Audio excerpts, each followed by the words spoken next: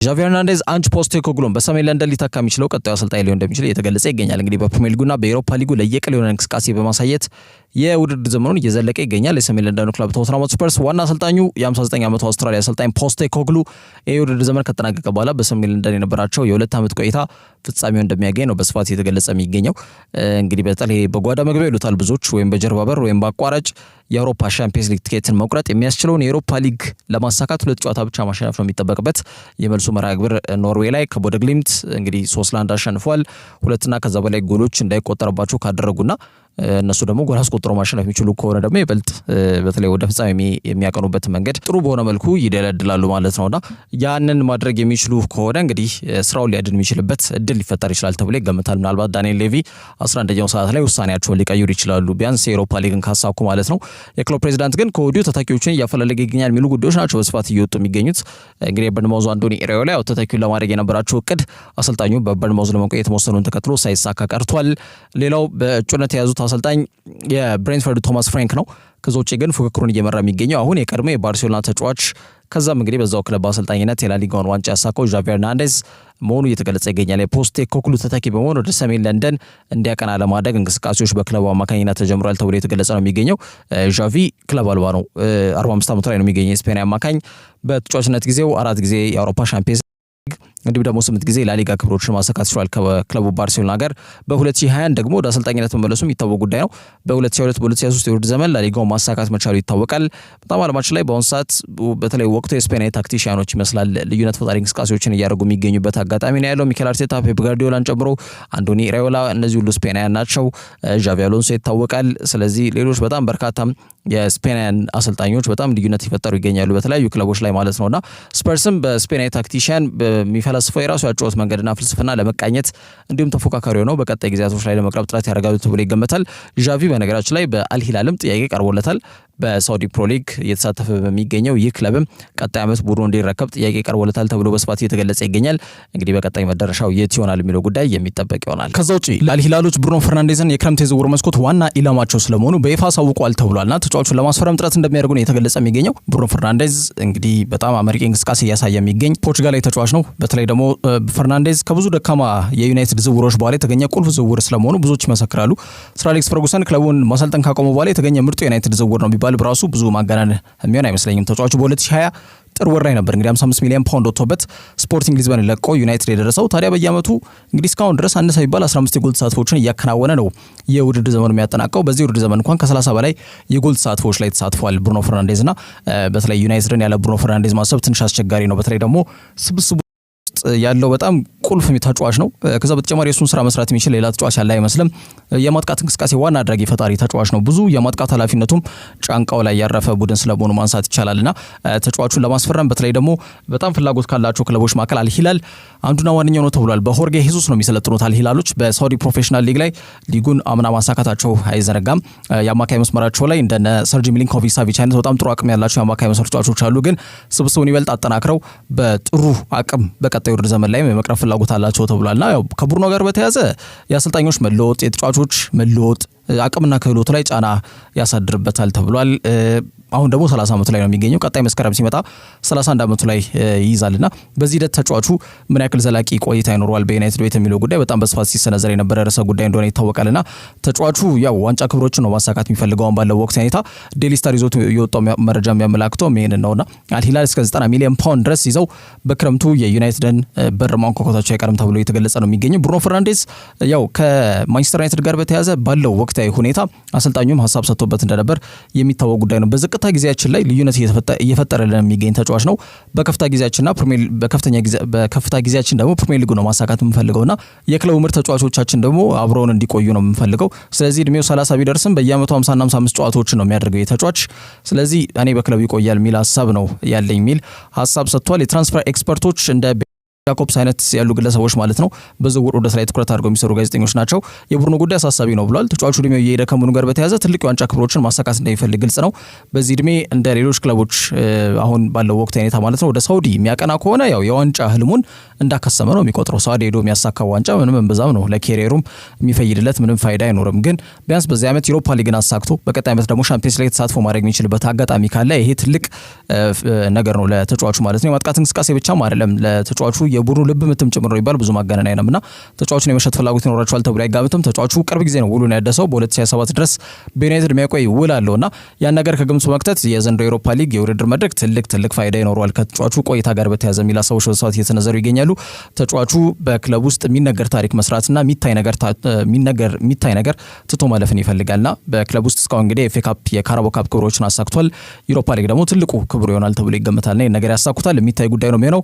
አልሂላሎች ግን 90 ሚሊዮን ፓውንድ ይዘው የዩናይትድ በር እንደሚያንኳኩ እያሳወቁ ይገኛሉ። ከዛ ውጪ ጆርጂኒዮ ፍሬሎ ፍላሚንጎ እንደሚቀላቀል በይፋ ተረጋግጧል። እንግዲህ የ32 ዓመት ላይ ነው የሚገኘው ጣሊያናዊ አማካኝ ጆርጂኒዮ ፍሬሎ በአርሰናል የሚያቆየው ውል የፊታችን ክረምት ወር ላይ ሲጠናቀቅ ተጫዋቹን እንግዲህ ግላቸውን ለማድረግ ፍላጎት ካሳዩ ክለቦች መካከል አንዱና ዋነኛው ፍላሚንጎ እንደነበር የሚታወቅ ጉዳይ ነው። ተጫዋቹን በይፋ የ8 ጊዜ ብራዚል ሊግ እንግዲህ አሸናፊ የሆነውን ቡድን በይፋ እንደሚቀላቀል ለማወቅ ተችሏል ማለት ነው። የቀድሞ የቼልሲና የናፖሊ አማካኝ መስመር ተጫዋች ነው ጆርጂኒዮ በአርሰናል የሚያቆየው ውል ሊጠናቀቅ ሲል እንግዲህ ለአንድ ዓመት ተጨማሪ ውል አምና መፈረሙ አይዘነጋም። ቢሆንም ግን በያዝነው የውድድር ዘመን በጣም የተወሰነ የጨዋታ ጊዜና የተመጠነ ደቂቃ ብቻ ነው በሚኬል አርቴታ ሲሰጥ የቆየው። ብዙ ጊዜ ቶማስ ፓርቴን ግልጋሎት በማይሰጥባቸው ጨዋታዎች ላይ ነበረ ጆርጂኒዮ የሚሰለፈው። ዘንድሮ ግን ፓርቴ ከወትሮ በተለየ መልኩ ኢንጁሪ ፕሮን ወይም ደግሞ ለጉዳት ተጋላጭ የሆነው ይሄ ጋኔ ከጉዳት ነፃ ሆኖ ነው በዚህ ውድድር ዘመን በጣም ወጥነት ባለው መልኩ በርካታ ደቂቆችን በመሰለፍ ምንም አይነት ጉዳቶችን ሳያጋጥሙት የአማካይ መስመሩን እየመራ ይገኛልና በዛ ሂደት ደግሞ በተለይ ዋጋ የከፈለው ተጫዋች ጆርጂኒዮ ነው ወደ ተቀያሪ ወንበር ላይ እንዲቀመጥ ምክንያት ከሆኑ ጉዳዮች መካከል ስለሚጠቀስ ማለት ነውና የአርሰናል እግር ኳስ ክለብ የስብስብ ውስጥ ከሚገኙት አንጋፋ ተጫዋቾች መካከል ከፊት የሚጠቀሰው ጆርጂኒዮ ነው በተጫዋች ማለት ነው። ስለዚህ በክረምቱ ወደ ብራዚል ሊግ በማቅናት ፍላሚንጎን በይፋ እንደሚቀላቀል ማረጋገጫ ተሰጥቶበታል። ከዛ ውጪ አይቀር የነበረው የትሬንት አሌክሳንደር አርኖልድ ዝውውር በስተመጨረሻም እውን ሆኗል ወይም ይፋ ሆኗል። እንግዲህ ተጫዋቹም ራሱ ይፋ ያደረገው ጉዳይ ከመሆኑ ጋር በተያያዘ ማለት ነውና እንግሊዛዊ ቀይ መስመር ተመላላሽ የተከላካይ ስፍራ ተጫዋች ሆኖ ትሬንት ላለፉት 700 ቀናቶች ገደማ ስሙ በጣም በስፋት ሲያዝበት ወደ ነበረው ክለብ ሪያል ማድሪድ በይፋ እንደሚያቀና ራሱ ተጫዋቹ ከአንደበቱ በማህበራዊ ትስስር ገጹ ላይ ይፋ ያደረገው ጉዳይ ያመላክታል። በተለይ ካሳለፍነው ጥር ወር አንስቶ ይህ ዝውውር እውን እንደሚሆን እንደ ማርካ አይነት ሚዲያዎች ማረጋገጫውን ሰጥተውበት እንደነበር አይዘነጋም። አሁን ግን ተጫዋቹ ራሱም እንግዲህ አምኗል ይህንን ጉዳይ። 2017 አርኖልድ ለመጀመሪያ ጊዜ በእንግሊዝ ፕሪሚየር ሊግ ቋሚ ቡድን ውስጥ በተለይ በሊቨርፑል እግር ኳስ ክለብ ውስጥ ማለት ነው በየርገን ክሎፕ ስር የተመለከትንበት ጊዜ እንደነበር የሚታወቅ ጉዳይ ነው። ከአመት ዓመት ግን ተጫዋቹ እያደገ እየጎለበተ አቅሙን እያሳየ የመጣ ተጫዋች ነው። ባለፉት 7 ዓመታት ሊቨርፑላውያን በአጠቃላይ ከክሎፕ ከተበረከተላቸው ስጦታዎች አንዱና ዋነኛው ትሬንት ነው ቢባል ብዙ ማጋነን አይሆንም። ሙሉ ዕድሜ ዘመኑን በሊቨርፑል ያሳለፈ ተጫዋች ነው። በሜርሳይድ ክለብ ተወላጅ ነው። ከዛ በተጨማሪ በሜልቶድ አካዳሚ ማለትም በሊቨርፑል አዳጊዎች ማዕከል ማለት ነው ከኳስ አቀባይነት የጀመረው የእግር ኳስ ህይወቱ ለክለቡ ቋሚ ቡድን ተሰልፎ እንዲጫወትና በርካታ ክብሮችን ከልጅነት ክለቡ ጋር ማሳካት እንዲችል አድርጎታል። ክሎፕ እንደ ወላጅ አባት የምቀርበው ሰው ነው። ለእኔ ካሰልጣኝም በላይ ነውና ክለቡ እንደሚለቅ ሲያሳውቀኝ በጣም ነበር የደነገጥኩት። ቅርብ የምለው ሰውን ዳግም እንደማላገኝ አድርገኝ ነው የተሰማኝና በሌላ አሰልጣኝ መሰልጣን ለእኔ ትንሽ ከባድ ነው የሚሆነው ብሎ ገና አርነ ስሎት ከመምጣቱ በፊት ይሄን ሀሳብ መሰንዘሩ አይዘነጋምና ያንን ተከትሎ ነበረ በጣም በስፋት ስሙ ከሌሎች ክለቦች ጋር ሲያያዝ የነበረው ማለት ነው። እንግዲህ አርኖልድ ያው በፕሪሚየር ሊጉ 59 ኳሶችን አመቻችቶ በማቀበል ተመላላሽ የተከላካይ ስፍራ ተጫዋች ሆኖ ብዙ ኳሶችን አመቻችቶ በማቀበል በእንግሊዝ ቀዳሚው ተጫዋች ነው። በፕሪሚየር ሊግ ታሪኩ ከታዩና ተጽዕኖአቸው ከፍተኛ ከነበሩ የተመላላሽ የተከላካይ ስፍራ ተጫዋቾች ተርታም ስሙ ይሰለፋል። ዓለማችን ላይ እንደ ፊሊፕ ላም፣ እንደ ማርሴሎ፣ ሮቤርቶ ካርሎስ በርካታ ኳሶችን አመቻችቶ ያቀበሉ ሌሎች በእግር ኳስ ታሪክ መቼም የማይጠፉ ተመላላሽ የተከላካይ ስፍራ ተጫዋቾች ናቸው። ትሬንት ግን በፕሪሚየር ሊጉ ደማቅ ታሪክ የጻፈ ተጫዋች ነው። ይህ ምንም ጥያቄና መልስ የሌለው ጉዳይ ነው። ክለቡ ሁሉንም ስኬት የተጎናጸፈበት ክለብ ነው። ከልጅነት እስከ እውቀት 20 ዓመታት እዚህ ክለብ ቆይቻለሁ። እዚህ ውሳኔ ላይ መድረስ ለእኔ ቀላል አልነበረም። ያሰብኩትን በልጅነት ክለብ በማሳካቴ እድለኛም ደስተኛም ጭምር ነኝና አዲስ ፈተና ደግሞ መጋፈጥ እንዳለብኝ በማመን ነው እዚህ ውሳኔ ላይ ደረስኩት ሲል እንግዲህ በማህበራዊ ትስስር ገጽ ላይ ሰፈሩ ጽሑፍ ያመላክታል። ኢንተርኔቱን የተቆጣጠረው የትሬንት ፖስት ነው። ከ90,000 በላይ ኮሜንቶች ነበሩት እንግዲህ ይህን መረጃ እስካጠናቀርንበት ጊዜ ድረስ ማለት ነውና ኮሜንቱ ብቻ ነው 90,000 ይሄ ጉዳይ በጣም በስፋት መነገሩ ብዙዎቹ ሀሳብ እየሰጡበት ነው የሚገኙት። የቀድሞ ተጫዋች እንደነ ጄሚ ካራገር አይነት ፐንዲቶች የቀድሞ የሊቨርፑል እግር ኳስ ተጫዋች በሊቨርፑል እድሜ ዘመኑ የጨረሰ ተጫዋች ነው ካራገር። ስቲቨን ጄራርድም እንደዛው ማለት ነው። ጄራርድ እኔ የትኛውም ዋንጫ ሊቨርፑል ቤት እንደማሳካው ማክ ከሆነ ክለቡ መልቀቅ አልፈልግም ነበር ብሎ ተናግሯል። ከዛ ውጭ ጄሚ ካራገር ደግሞ ከትሬንት ዝውውር ጋር በተያዘ ይሄ ዲስአፖይንትድ መሆኑን ወይም ደግሞ ማዘኑን ሀሳብ ሰጥቶበታል። እኔ አርኖልድን ቦል የማድሪድን ጥያቄ ውድቅ ነበር ማድረገው ሲል ሀሳብ ሰጥቷልና የጉዳዮች በስፋት ያው በአርኖልድ ዝውውር ጉዳዮች ላይ ሀሳብ እየሰጡ የሚገኙ የቀድሞ ተጫዋቾች ናቸው። በማድሪድ የ5 ዓመት ውሉን ይፈርማል ትሬንት። ከዛ በተጨማሪ ደግሞ ከጁድ ቤሊንጋም ከቅርብ ወዳጁና ጓደኛው ጋር በቤርናቦ የሚጣመርበት እድል በጣም ሰፊ ነው። ጥቅማ ጥቅሙን ሳይጨምር በሳምንት ከ220,000 ፓውንድ በላይ ወደ ካዝናው እንደሚያስገባ ለማወቅ ተችሏል። ማድሪድ ጋላክቲኮ አሁንም ቢሆን ስብስባቸውን እያጠናከሩ ይገኛሉ። ተጫዋቾችን በነፃ የሚያስፈርሙበት እድልም እየሰፋ ነው። ከዚህ በፊት አንቶኒዮ ሩዲገር፣ ዴቪድ አላባ በነፃ ነበር የፈረሙት እንደምናስታውሰው ማለት ነው። አሁን ደግሞ በቅርብ ጊዜ ምሳሌ ሊሆን የሚችለው ኪሊያን ምባፔ ነው። በነፃ ነው ያገኙት ይህን ተጫዋች። አሁን ደግሞ አርኖልድም ቢያንስ 80-90 እኮ ማግኘት ይችሉ ነበር ሊቨርፑሎች ከዚህ ተጫዋች ማለት ነው። ግን በነፃ ክለቡን የሚለቅ ይሆናል ማለት ነው። ክለቡ ቤሳቤስቲ ከዚህ ተጫዋች መያገኝ ነው የሚሆነው። ማድሪድ ግን ስብስባቸውን በዚህ ደረጃ እያጠናከሩ ይገኛሉ። ገና 26 ዓመት በጣም ተስፈኛ ጥሩ አቅም ያለው ተጫዋች በእጃቸው እንዳስገቡ እንዲሁም የካርቫል የረጅም ጊዜ ተተኪ የሚሆን ተጫዋች ወደ እንግዲህ ጋላክቲኮ ወደ ቤርናቦ እንደሚያቀና በይፋ ለማወቅና ማረጋገጥ ተችሏል ማለት ነው። ከዛ ውጭ የዛሬውን የሻምፒየንስ ሊግ ተጠባቂ የግማሽ ፍጻሜ መልስ መርሃ ግብርን የሚመራው ዳኛ እንግዲህ ሲሞን ማርሲኒያክ ነው። ያንን ተከትሎ ባርሴሎና ደጋ የባርሴሎና ክለብም ቅሬታ እንዳላቸው ከወዲሁ እያሳወቁ ይገኛሉ። ገና ጨዋታው ሳይጀምር ማለት ነውና የኢንተር ሚላንና የባርሴሎና ተጠባቂ የግማሽ ፍጻሜ መልስ መርሃ ግብር ዛሬ ነው የሚደረገው ሳንሲሮ ጁሴፔ ሜዛ ስቴዲየም ላይ። እንደምናስታውሰው ከሁለት ሳምንት በፊት ይሄ በጣም ተጠባቂና አጓጊ መርሃ ግብር የብዙዎችን ትኩረት በሳበ መልኩ ጥያቄዎችን በመለሰ ደረጃ ማለትም የጎል ፌሽታ የነበረበት ማራኪ የጨዋታ እንቅስቃሴ የታየበት ነበረ። 3-0 በሆነ ውጤት ጨዋታው እንደተጠናቀቀ የሚታወቅ ጉዳይ ነው። እንደ ዴንዝል ደምፍሪስ አይነት ተጫዋቾች ከኢንተር ሚላን ከዛ ውጪ ላሚን ያማል አይነት ተጫዋቾች ደግሞ ከባርሴሎና ልዩነት ፈጣሪ እንቅስቃሴዎችን ያደረጉበት እጅግ በጣም አይናዋጅ የነበረ መርሃ ግብር እንደነበር የምናስታውሰው ጉዳይ ነው። ኢንተር 2 ጊዜ ጨዋታውን መራ፣ 2 ጊዜ ጨዋታውን አቻ በሆነ ውጤት እንዲጠናቀቅ እንግዲህ አስተዋጽኦ አበርክቷል ማለት ነው። በትልቁ የባርሴሎና ተጫዋቾች አወዛጋቢው የሄንሪክ ሚክታሪያን ጎል ኦፍ ነው ኦፍ አይደለም እስካሁን ድረስ መከራከሪያ ርዕሰ ጉዳይ ነው እንጂ ኢንተር ጨዋታውን አሸንፈው መውጣት የሚችሉበትም መሪ መሆን የሚችሉበት አጋጣሚ ተፈጥሮ እንደነበር የምናስታውሰው ጉዳይ ነው። ዞሮ ዞሮ የአውሮፓ ሻምፒየንስ ሊግ ግማሽ ፍጻሜ መልስ ጨዋታ ዛሬ ሳንሲሮ ጁሴፔ ሜዛ ስቴዲየም ላይ ይደረጋል። ኢንተር ሚላን ባርሴሎናን የሚጋብዙ ነው የሚሆነው። በዚህ ጨዋታ ላይ ሲሞን ማርሲኒያክ በዋና ዳኝነት እንደሚመሩ ታውቋል። እንግዲህ የአውሮፓ እግር ኳስ ማህበሩ የ44 ዓመቱን ዳኛ ትልቁን ጨዋታ እንዲመሩ መርጧቸዋል። በካታላን የተደረገው የሁለቱ ቡድኖች የመጀመሪያ ጨዋታ ያው 3-0 ነው የተጠናቀቀው እንደሚታወቀውና ዳኛው ያው የሪያል ማድሪድ ደጋፊ ናቸው ስለሚባል ነው ቅሬታ ያላቸው ባርሴሎናዎች። ግን በዚህ ዓመት የሪያል ማድሪድና የአትሌቲኮ ማድሪድን ጨዋታ ዳኝተዋል። በተለይ ሳንቲያጎ ቤርናቦ ላይ በጥሎ ማለፍ እንደምናስታውሰው የመጀመሪያ ዙር ጨዋታ አልቫሬዝ ባስቆጠራት ግብ ሮጂ ብላንኮቹ ወይም ደግሞ አትሌቲኮ ማድሪዶች ጨዋታውን 1-0 ነጥብ ውጤት አሸንፈው መውጣታቸው የሚታወቅ ጉዳይ ነው። በመልሱ መርሃ ግብር ነው ተሸንፈው ከውድድሩ የተሰናበቱት ማለት ነው። ያን ጨዋታ ጨምሮ በ2023 በተለይ ማንቸስተር ከኢንተር ሚላን ጋር ያደረጉት አታቱርክ ላይ የተደረገው የአውሮፓ ሻምፒየንስ ሊግ የፍጻሜ ጨዋታንም ዳኝተዋል። ያ ብቻም አይደለም በአርጀንቲናና በፈረንሳይ መካከል የተደረገውንም የኳታር የዓለም ዋንጫ ዳኛ ነውና ምስጉን ዳኛ ነው። ግን ባርሴሎናዎች ቅሬታ አላቸው ከወዲሁ ያንንም እያሰሙ ይገኛሉ ተብሎ የተገለጸ ይገኛል። የማድሪድ ደጋፊ እንደሆኑ ስለሚነገርላቸው ማለት ነውና ይሄ ጉዳይ ከወዲሁ ጥያቄ ያስነሳ ቢገኝም የአውሮፓ እግር ኳስ ማህበር ግን ኃላፊነቱን ሰጥቷቸዋል ማለት ነው። በኢንተር ሚላን በኩል ያው ላውታሮ ማርቲኔዝ በዚህ ጨዋታ ላይ መሰለፍ እድሉ በጣም ጠባብ ነው ተብሎ ሲገለጽ ነበር። አሁን ግን ሊሰለፍ የሚችልበት እድል ሊኖር ይችላል ተብሏል። የመጨረሻ የሕክምና ምርመራ ይደረግለታል። የጉልበት ጉዳት እንዳጋጠመ ይታወቃል። በዚሁ ጨዋታ ላይ ከሁለት ሳምንት በፊት ስፔን ሎስ ኮምፓኒስ ላይ በመጀመሪያ አጋማሽ ጉዳት አጋጥሞት ከሜዳ ተቀይሮ ለመውጣት መገደዱ አይዘነጋም። ታዲያ ጉልበት ጉዳት ነው ቢያንስ ለአንድ ሳምንት ከሜዳ ይርቃል ሲል ስካይ ኢታሊያም ዘግቦ እንደነበር ይታወቃልና ትናንትና ግን መጠነኛ ልምምድ ሰርቷል ተብሏል ከቡድኑ ጋርና ሊሰለፍ የሚችልበት እድል ሊኖር ይችላል ተብሏል። ለባርሴሎና ያው ተጓዥ ተጫዋቾቹ ይታወቃሉ ከወዲሁ ያልተሰለፉም የሚሰለፉ ተጫዋቾችም ታውቋል። በዚህ ዕለት አሌሃንድሮ ባልዴና ዩሊስ ኮንዴ የቀይ መስመርና የግራ መስመር ተመላላሽ ተከላካይ ስፍራ ተጫዋቹ ከዚህ ጨዋታ ውጪ ናቸውና በሚገባ ተጋላጭ እንዳይሆኑ የሚያሰጋቸው ጉዳይ ነው። በተለይ ኢንተር ሚላን ኮሪደሩን በሚገባ ሊጠቀሙ የሚችሉበት እድል ሊኖር ይችላል ተብሎ በስፋት የተገለጸ ስለሚገኝ ማለት ነው። እንግዲህ ባልዴ ባልነበረበት ጨዋታ ላይ ያው እንደምናንሳው ከሁለት ሳምንት በፊት ደምፍሪስ በጣም የፈነጨበት ኮሪደር ነበርና ምናልባትም በዛሬው መርሃ ግብር ላይ በድጋሚ ባልዴ ማይሰለፍ ከሆነ በዛ ቦታ ላይ ጥሩ እንቅስቃሴ ሊያደርግ ይችላል ተብሎ ይገመታል ደምፍሪስ ማለት ነው። ተመሳሳይ በሆነ መልኩ በባርሴሎና በኩል በመልካሙ ዜና ያው ሮበርት ሌቫንዶስኪ አንጋፋው የአጥቂ መስመር ተጫዋቻቸውን ከጉዳት መልስ ያገኛሉ። ያ ጥሩ ጎን ይሆናል ተብሎ ይገመታል ለቡድኑ ማለት ነው።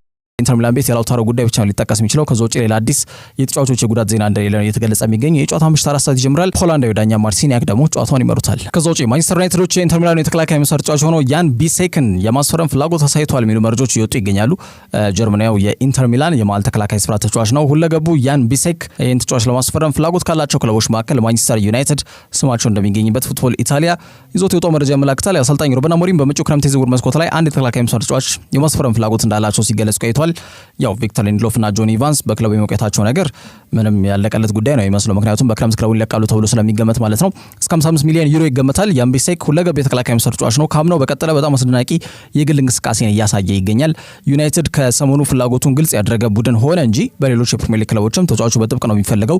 ባሳለፍነው ክረምት ከዌስትሃም የናስፈርመት ጥያቄ ቀርቦለት የነበረው ይሄ ጀርመን የተከላካይ ያን ኦሬል ቢሴክ ከናራ ዙሪዎቹ ጋር እስከ 2029 የሚያቆይ አዲስ ውል በመፈራረም ከክለቡ ጋር ለመቆየት ከስምምነት ላይ መድረሱን በዚህ መልኩ ማሳወቁ የሚታወቅ ጉዳይ ነው። ይህ ተጫዋች ዘንድሮ በጣም ምርጥ እንቅስቃሴን እያደረገ ይገኛል። በሳንሲሮ ሁሉም ነገር ተመችቶት ይገኛልና ከዛ አንጻር ከናራ ዙሪዎቹ ጋር ውሉን ለማራዘም ከስምምነት ላይ የደረሱበት ምክንያት ያ መሆኑን ጋዜጣ ዴሎ ስፖርት ቢዘግብም ተጫዋቹ እንግዲህ ማርኬት ቫልዩ ወይም ደግሞ የገበያ ላይ ዋጋቸውን ለመጨመር ያሰበ እንጂ ለሽያጭ የሚቀርብ ተጫዋች አይደለም የሚለውን ለማሳየት የተደረገ ጉዳይ አለመሆኑን ነው የተገለጸው። እንግዲህ ተጫዋቹ ወትሮ ያገኘ የነበረውን 750,000 ዩሮ እጥፍ ማለትም ወደ 1.5 ሚሊዮን ዩሮ በሳምንት የሚያገኝበት አጋጣሚ ተፈጥሮለታል። 23 ዓመት ላይ ነው የሚገኘው የጀርመን የተከላካይ ስፍራ ተጫዋች በአሰልጣኝ ዩሊያን ኒግልስማን ጥሪ እስካሁን አልቀረበለትም ለሀገሩ ማለት ነው። በቀጣይ ጊዜያቶች ላይ ግን ያው ለጀርመን ለዴማንሻፍቱ ቡድን ጥሪ ቀርብለታል ተብሎ ነው የሚገመተው። 23 ዓመት ላይ ነው የሚገኘው ይሄ ግራ መስመር ተመላላሽ የተከላካይ ስፍራ ተጫዋች በክረምቱ በዌስትሃም ቀደም እንዳልኩት በጣም በጥብቅ ቢፈለግም ለኢንተር ሚላን የቀረበው 30 ሚሊዮን ዩሮ ሳይቀበሉ ቀርተውት ነው ተጫዋቹን ውሉን እንዲያራዝም ያደረጉት ማለት ነው። በመጪው የዝውውር መስኮት ላይ ግን ዋጋው በዚህ ሂሳብ አይገኝም። በጣም ትራንስፈር ማርኬት ላይ በጣም ዋጋው ተሰቅሏል ተጫዋቹ ከሚያሳየው እንቅስቃሴ አንጻር ማለት ነውና በርካታ ጥያቄዎች የተሻለ የዝውውር ሂሳብ ይዘው ክለቦች መቅረባቸው እንደማይቀር እየተገለጸ የሚገኝ ያን ተከትሎ ለተጫዋቹ የሚቀርቡ ጥያቄዎችን በምን አግባብ ኢንተር ሚላኖች ምላሽ ይሰጡባቸዋል የሚለው ጉዳይ ይጠብቃል። የትኛውም ቡድን የተከላካይ መስመር እንቅስቃሴ ማጠናከር አቅም እንዳለው የሚታመንበት ጀርመናዊ ቢሴክ በክለቡ ጸንቶ ይቆያል ወይስ ክለቡን ይለቃል የሚሉት ጉዳዮች ግን በቀጣይ ምላሽ የሚሹ ጉዳዮች ስለመሆናቸው ማንሳት ይቻላል። ከዛ ውጭ ክሪስቶፈር ንኩንኩ ቼልሲን ለመልቀቅ ውሳኔ ላይ መድረሱ እየተገለጸ ይገኛል። ውሳኔ ላይ ባይደርስ ነበር የሚገርመው ተጫዋቹ በተለይ በጣም እየተነፈገ የሚገኘውን የመሰለፍ ዕድልና የተመጠነ የጨዋታ እንቅስቃሴ ጋር በተያያዘ እዚህ ውሳኔ ላይ ስለመድረሱ እየተገለጸ ይገኛል። በተረጋገጠ ደረጃ ነው መረጃ እየወጣ የሚገኘውና ተጫዋቹ ከክረምት የዘለለ በቼልሲ ቤት የሚቆይበት እድል በጣም ጠባብ ስለሆነ የተገለጸ የሚገኘው በክለቡ ቼልሲ የመሰለፍ እድልን ማግኘት ብርቅ ሆኖበታል። የምዕራብ ለንደኑ ክለብ ጸንቶ የመቆየቱ ሁኔታ አጣብቂኝ ውስጥ ወድቋል ተብሏል። ፈረንሳዊ የክንፍ አጥቂውን ተጫዋች ክሪስቶፈር ንኩንኩን የአጥቂ አማካኝም ሁለገብ ተጫዋች ነው። በአጠቃላይ ይህንን ፍላጎት እያሳዩ የሚገኙ በርካታ ክለቦችም ስለመኖራቸው የተገለጸ ይገኛል። ከወደ ፈረንሳይ ታማኝ ምንጭ የሆነው ሌኪፕ እንደዘገበው ከሆነ ንኩንኩ በቼልሲ የተሰጠው የሚገኘው የጨዋታ እድልና ደቂቃዎች ደስተኛ አይደለም ተብሏል። ይህንን ተከትሎ ማንቸስተር ዩናይትድ ተጫዋቹን ማግኘት እንደሚችሉ ለማወቅ ጉዳዩን እየተመለከቱ እንደሚገኙ አረጋግጫለሁ ሲል ዘግቧል። ተጫዋቹ ባሳለፍነው ጥር የዝውውር መስኮት ላይ ክለቡን በውሰትም ቢሆን የሚለቅበትን መንገድ በመዘርጋት ወደ ማንቸስተር ዩናይትድ ወይም ወደ ባየር ሙኒክ ሊያቀና ከጫፍ ደርሶ መስኮቱ እንደተዘጋበት የሚታወቅ ጉዳይ ነው። አሁን ግን በመጪው ክረምት በክለቡ እንደማይቆይ ክለቡም ደግሞ ተጫዋቹን በውሰትም ሆነ በቋሚነት ክለባቸውን ቢለቅ እንደማይሞቃቸው እንደማይበርዳቸው ተገልጿል። ይሄ ደግሞ ተጫዋቹ በሆነ መንገድ ከምዕራብ ለንደን የሚርቅበትን መንገድ እንደሚዘረጋ አመላካሽ ነጥብ ነው። ቼልሲዎች ካላቸው የማጥቃት አማራጭ ስብጥር ጋር በተያያዘ ንኩንኩ አስፈላጊነቱን ብዛም በተለምዶ የሰርፕለስ ሪኳየርመንት ተብሎ የሚመደበው ዘርፍ ላይ የሚገኝ ተጫዋች ነው።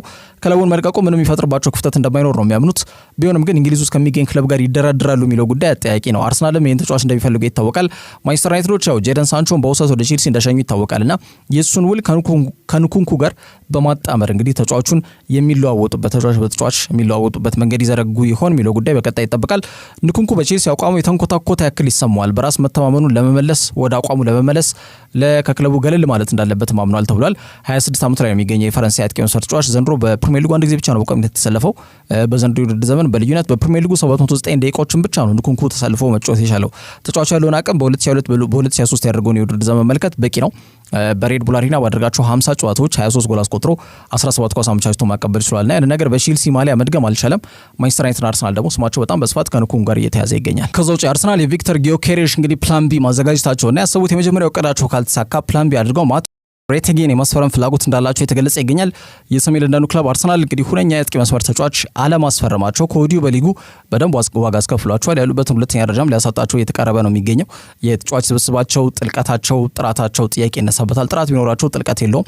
ጥልቀት የሌለው ስብስብ ደግሞ ለዋንጫ ለመፎካከር ትንሽ አስቸጋሪ ነው የሚሆነውና የሚያገኛቸው ድሮች በሚገባ የሚጠቀም በሳል ጨራሽ እንዲሁም ጎል ማስቆጠር የሚችል የአጥቂ መስመር ተጫዋች በስብስባቸው ውስጥ ሳይኖር ዋንጫ ማሳካት የማይታሰብ መሆኑን እንግዲህ ሚኬል አርቴታውን የተረዳ ይመስላልና መድፈኞቹ በዋናነት ቪክተር ጊዮኬሬሽ እቅዳቸው እንደሆነ ይታወቃል። አሁንም ይህን ተጫዋች ለማስፈረም ከፍተኛ ጥረት እያደረጉ ይገኛሉ። ይህንን የስፖርቲንግ ሊዝበን የአጥቂ መስመር ተጫዋች ለማስፈረም ባሳለፍነው ክረምትም ጥረት አድርገው እንደነበር አይዘነጋም።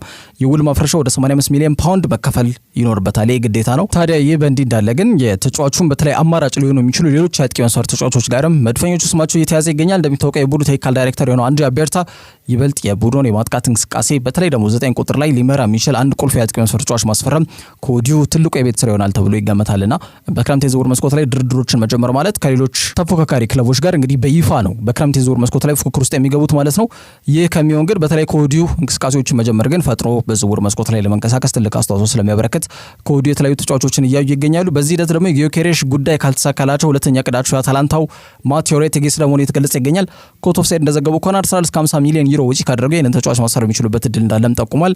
ይህ ጣሊያናዊ ባሳለፍነው ነሐሴ ወር ነበረ ጂያምፔሮ ጋስፔሪኒን ቡድን የሆነውን አታላንታን የተቀላቀለው ጄኖዋን ለቆ ማለት ነው። የወጣበት 22 ሚሊዮን ዩሮ ገደማ ነው። ከዛን ወዲህ ህይወት በቤርጋሞ በጣም መልካም ሆኖለታል። በዚህ ውድድር ዘመን የ2024-2025 የውድድር ዘመን እንግዲህ የሊጉ መሪ የተቀመጠው ቡድን ናፖሊ ነው። ሁለተኛ ደረጃ ላይ ያለው ኢንተር ሚላን ነው። ግን በከፍተኛ ጎል አስቆጣሪነት ሪካርድ በ23 ጎሎች የሚመራው ይሄው ማቴዎ ሬቴጌ የተባለው ተጫዋች ነውና አሰልጣኝ ጋስፔሪኒ በጣም የነስራ እንዳላቸው ይነገራል።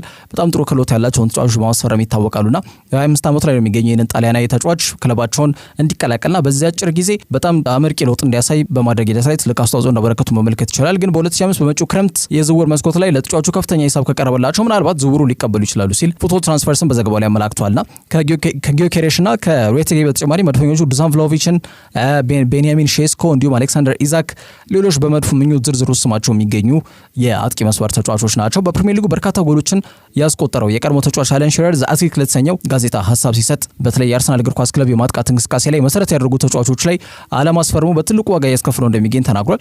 በተለይ ሚኬል ሜሪኖ በጣም ታምሩን ወይም ደግሞ ያለ ቦታው ያለ ሚናው ተጫዋቹ ያለውን አቅም በሚገባ የተጠቀመ ልዩነቶችን ለመፍጠር ጥረት ያደርጋል እንጂ በተለይ ይሄ የሱም ኃላፊነትና ግዴታ አይደለም። የአርሰናል ክፍተት በጣም በገሃድ እንዳይታይ እንዲሁም ሜሪኖ በጣም እየሸፈነ ይገኛል ሚል ሀሳብ ነው የሰነዘረው አለን ሺረር። ከዛ በተጨማሪ እንደ ሃቨርትስ አይነት ተጫዋቾች እንዲሁም በሃቨርትስ ተገርም ያለው ጥሩ አቅም ወርክ ሬት ያለው ተጫዋች ነው። ሜዳ ላይ ይለፋል። ግን ሀሳብ በተለይ ከአምናው ጀምሮም ሀሳቤን አላወጥኩም። ቡድኑ አውት ኤንድ አውት ያጥቂ መስመር ተጫዋች ያስፈልገዋል። በክረምቱ ገበያ ያንን ክፍተት ለመጠገን ነበረባቸው። ያንን አልጠገኑም። የውድድር ዘመኑ እያሳለፈ ያሉትን የውድድር ዘመን የሚታይ ጉዳይ ነውና አሁንም ይህንን መስመር መጠገም መቻል አለባቸው። ያ ካልሆነ ግን ቡድኑ ተንጠራርቶ የስኬት ጫፉ ላይ ይደርሳል የሚል ሀሳብ የለኝም ሲል ሀሳብ መስጠቱ አይዘነጋም አለን ሺረር። ስለዚህ አርሰናል በቀጣይ ዝውውር መስኮት ላይ የትኛውን ተጫዋች ያስፈርማል የሚለው ጉዳይ ይጠበቃል። ጊዮኬሬሽ ዋና እቅዳቸው ነው። ካልሆነ ግን ማቴዎ ሬቴጌ የወቅቱ የጣሊያን ሴሪያ ከፍተኛ ጎል አስቆጣሪውን ተጫዋች የማስፈረም ፍላጎት እንዳላችሁ መረጃዎች በስፋት እየጠቆሙ ይገኛሉ። ዛሬ ያዘላችሁ ስፖርታዊ መረጃዎች እነዚህን ይመስላሉ። በያላችሁበት ጥሩ ጊዜ አሁን